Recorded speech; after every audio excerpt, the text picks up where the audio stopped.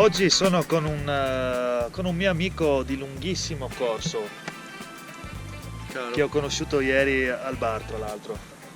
Ben ritrovato. Ciao, Francesco Zan è un ragazzo, ti posso ancora definire un ragazzo, è alle soglie dei 40 anni, ma insomma è ancora un ragazzo e nei suoi trascorsi professionali, oggi è già in pensione a 38 anni, ma se l'è meritato. Nei suoi trascorsi professionali recenti è stato un uomo della Cimolai SPA, che non ha neppure tanto bisogno di presentazioni perché la possiamo definire tranquillamente un'azienda leader mondiale nel settore della carpenteria metallica. Sì, sicuramente nelle prime tre, sia come grandezza che come tecnologia disponibile per la produzione della carpenteria, che anche per volumi di tonnellate prodotte all'anno.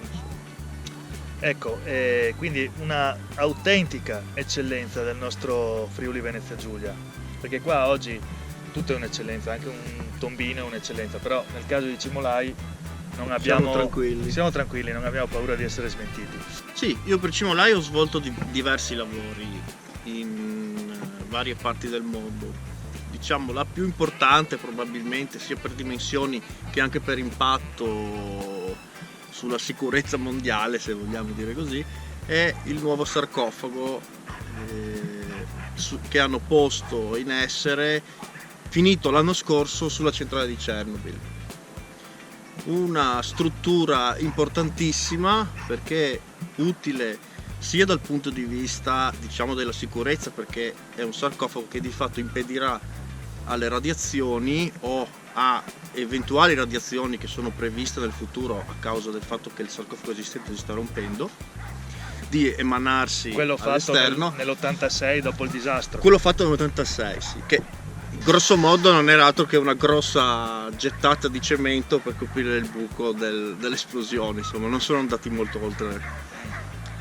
Ma soprattutto perché l'intenzione della comunità europea in primis e poi dello Stato dell'Ucraina in quanto più direttamente coinvolto è quello di stappare il vecchio reattore, in sostanza per verificare cosa c'è dentro. Adesso stanno finendo la sistemazione e l'attivazione di tutti gli impianti tecnologici che andranno posizionati all'interno, che sono in sostanza depuratori di aria, carri ponte, eccetera eccetera. Una volta finita quella fase lì, che penso sia a breve, insomma forse alla fine di quest'anno, inizieranno a portare dentro tutti quei macchinari automezzati necessari per fare il check-up al reattore. Per fargli il tagliando. Per il tagliando al reattore. Nessuno sa dove sta andando quel reattore lì. Potrebbe scendere e quindi avere un grossissimo impatto di inquinamento. Perché? Perché come tutte le centrali nucleari del mondo, tu mi insegni, sono costruite vicino all'acqua, no? E anche Chernobyl non fa differenza ed è costruita sopra una falda, vicino a un lago. A un lago. Il problema è che se questo nucleo continua a scendere, potrebbe, giustamente come dici tu, andare ad intaccare la falda. Andare ad intaccare la falda vuol dire riversare acque inquinate nel lago, che vuol dire che finirà sul Mar Nero, che finirà direttamente a casa nostra in qualche mesetto, insomma. Uno scenario abbastanza inquietante. Ma è tanto inquietante quanto probabile in realtà, perché di fatto sicuramente il nucleo non sta andando verso l'alto, perché insomma non lievita, e quindi scende, dipende dalla resistenza che trova. Fai conto che la durata, diciamo, di vita di un reattore fuso, cioè del nucleo di uranio fuso, sono qualche milione di anni, per cui insomma sì, non è una roba che domani mattina se piove, diciamo, passa la paura. Il nostro amico comune Daniele sì?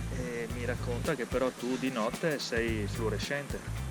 Sì. Forse per le radiazioni. Ma sono anche in grado di ricaricarti il cellulare solo tenendolo in mano, se vuoi. Questo però è un vantaggio. Il sarcofago che avete montato voi, no? Al quale ha contribuito la Cimolai dedicandosi a tutta la parte della carpenteria metallica, giusto? Ecco. E quanto è garantito? Cioè quanto deve durare? Diciamo, gli ingegneri dicono almeno un centinaio d'anni. in condizioni di stress anche accentuate, quindi Terremoti, potrebbe resistere ecco. un terremoto di magnitudo 8 oppure 8.5, venti fino a 170 km all'ora, nevi infinita, eccetera, Boh, eccetera. quindi garantito 100 anni. Vuol dire che per 100 anni siamo tranquilli? No, vuol dire No. che per 100 anni il sarcofago rimarrà al suo posto, ma quello che c'è dentro nessuno te Ingegnere, lo non- garantisce. non la faccia tanto lunga.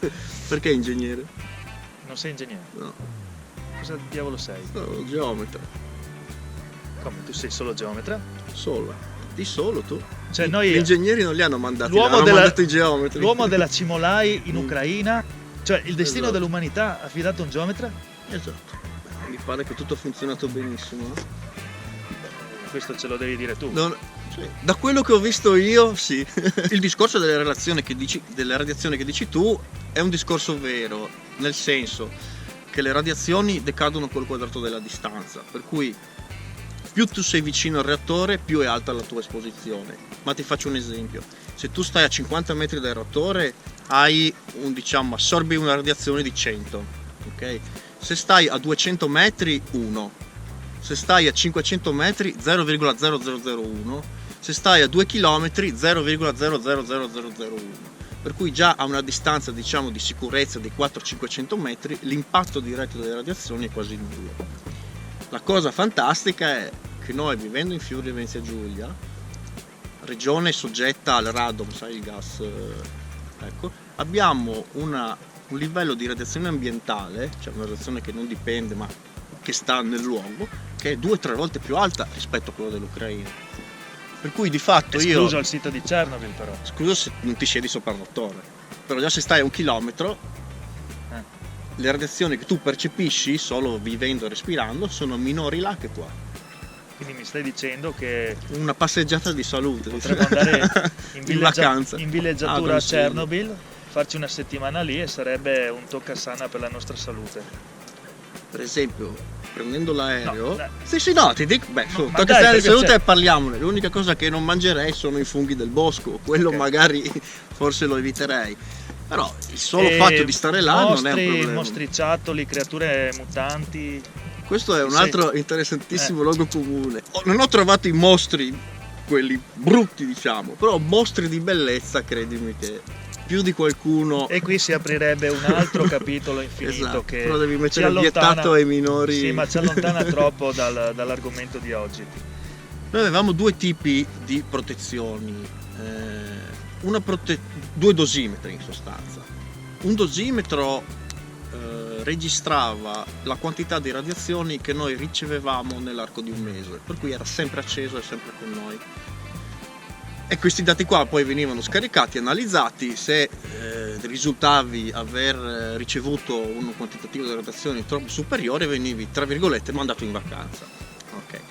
L'altra protezione invece era un dosimetro a rilevaggio istantaneo, cioè se tu ricevevi un picco di radiazione che poteva avvenire per un qualsiasi motivo, anche solo perché il vento era cambiato, suonava. Nel momento in cui suonava ti avvisava, diciamo, che eri o nel posto sbagliato o nel momento sbagliato o entrambe le cose, insomma.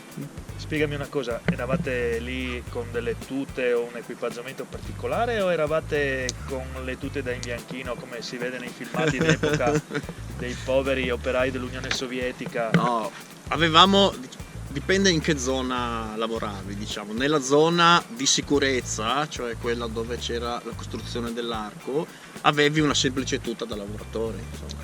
Differenti invece erano quelli che andavano per esempio a predisporre i binari, quelli sotto proprio il reattore. Quelli invece avevano delle tute speciali, avevano dei turni che non potevano superare i 6 minuti, dopo i 6 minuti dovevano uscire o andare, diciamo, a coprirsi dietro il classico scudo di piombo per poi rientrare, per cui era un susseguirsi, diciamo, di squadre che entravano, uscivano, ma nel cantiere adibito al montaggio era una cosa normale, cioè andavi, stavi le tue 8 ore e poi tornavi. Questo almeno è quello che ti hanno detto, poi Ma sai che gli ignoranti sono sempre felici, vedi che quel sorriso. va bene, ma senti, adesso che progetti hai per l'avvenire? Vuoi occuparti anche di Fukushima magari? Vediamo. Non lo escludo. Addirittura, Se non dov- ti è- se non dov- ne hai avuto abbastanza. Se dovessero chiamarmi valuterei il progetto. Però diciamo che adesso ho altre cose da fare. Adesso vivo in Russia, sai che non vivo più in Italia ormai da diversi anni, per motivi che tutti quanti immaginano. Sto creandomi una vita in Russia, finché non mi stufo rimarrò là. Poi chi lo sa. Bene, allora io come al solito ho questo magone ogni volta che devo chiudere un'intervista. Come la chiudiamo? Ti verremo a trovare in Russia? Volentieri, vi aspetto. Bene. Portatevi il cappotto perché fa freddo. Beh, ma di sicuro non vengo adesso, ne riparliamo a Ah, luglio. ecco, bene. Quindi il prossimo video con Francesco Zan sarà dalla Siberia. Bella scelta. Pacà pacà. До свидания.